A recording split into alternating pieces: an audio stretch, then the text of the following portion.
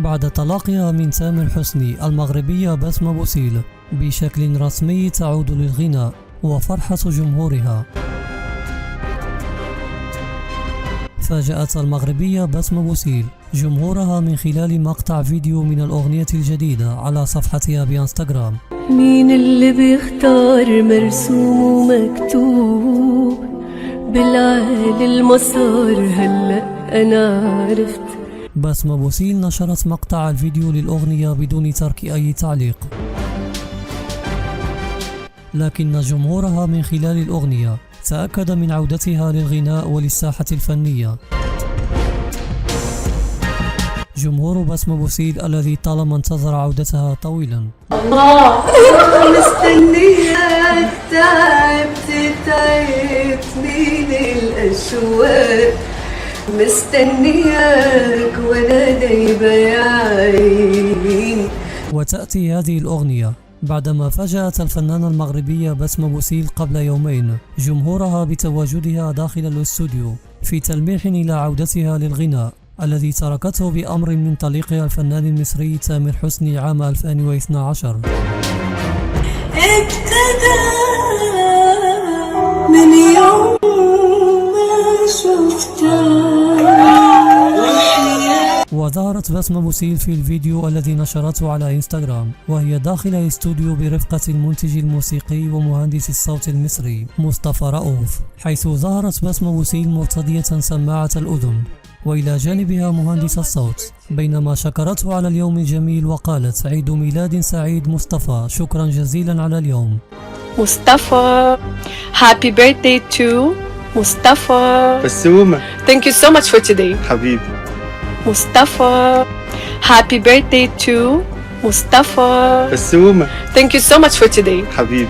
وأكد المنتج ومهندس الصوت مصطفى رؤوف عودة الفنانة المغربية المعتزلة بسمة بوسيل إلى الغناء، وصرح بأن بسمة بوسيل ستقدم مجموعة من الأغاني خلال الفترة المقبلة على طريقة الكوفر. وأضاف مصطفى رؤوف بأن بسمة بوسيل تقوم حاليا باختيار الأغاني التي تسجلها في الاستوديو لتطرحها خلال الفترة القليلة المقبلة. معجبو الفنانة المغربية بسمة بوسيل أعادوا نشر الفيديو على صفحات انستغرام ومواقع التواصل، وخمنوا أن الفنانة تخلصت من قيود تامر حسني وقررت العودة إلى الغناء. كما رجح بعض من الجمهور أن تكون أغنية بسمة بوسيل القادمة هجوما وردا على تامر حسني كما فعلت شاكيرا ودنيا بطمة.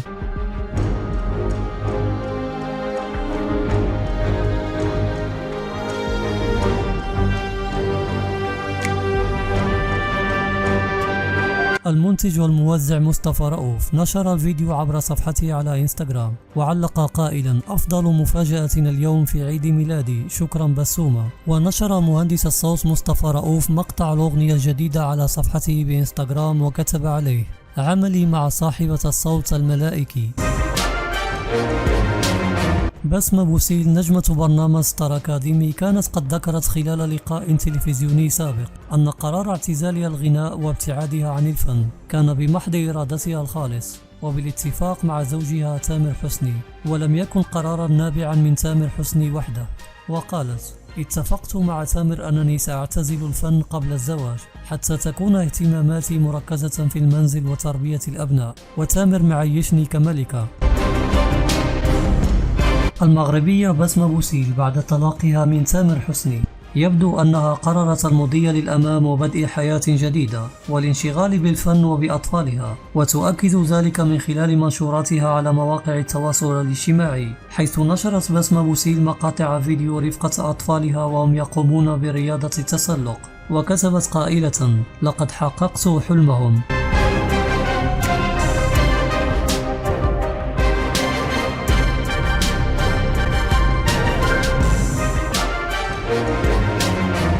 وأيضا يظهر في الفيديو والدة بسمة بوسيل التي تساندها في هذه الأوقات العصيبة بعد طلاقها من تامر حسني.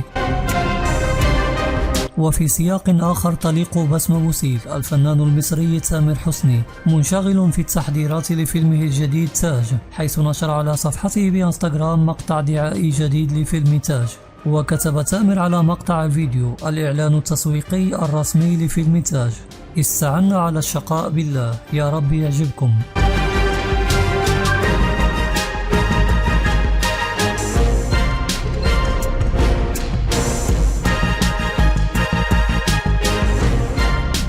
وتوجه تامر حسني إلى الأردن لإحياء حفل غنائي بمناسبة عقد قران الأمير الحسين بن عبد الله الثاني. وظهر تامر حسني في مقطع فيديو داخل الطائرة وهو متوجه إلى الأردن، حيث التقى صدفة مع مجموعة من الأردنيين المسافرين على متن الطائرة. وقوبل تامر حسني بحالة ترحاب كبيرة من قبل معجباته الأردنيات، حيث بدأنا بغناء أغنية هتدلعني، وسرعان ما تفاعل تامر حسني معهن بالذهاب إليهن، ومن ثم غنوا جميعا معا، ما لاقى تفاعلا واسعا من قبل متابعيه عبر منصات التواصل الاجتماعي. غناء تامر حسني رفقة ركاب الطائرة في جو من الحماس والفرح والتسويق. الفيديو الذي أظهر حب وعشق الجمهور حول العالم للفنان المصري تامر حسني. وعلق تامر على الفيديو قائلا: بالصدفة لقيت الجروب الأردني العسل ده في الطيارة، وكانوا بيمسوا علي في الطيارة وبيغنوا من النهاردة هتدلعني بصوت عالي قوي. رحت لهم وقلبناها حفلة وسليتهم شوية لحد ما الطيارة اتملت، ولميت الأجرة وطلعنا. نورتوا مصر يا غاليين.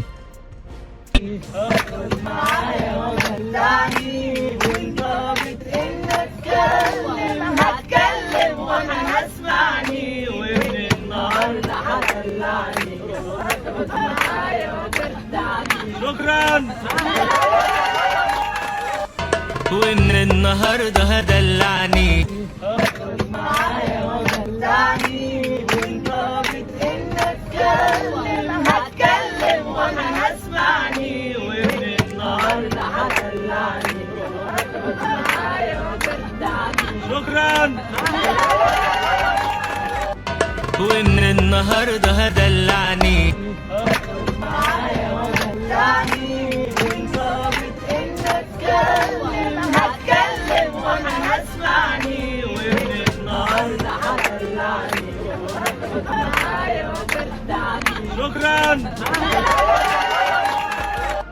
ومن النهارده هدلعني.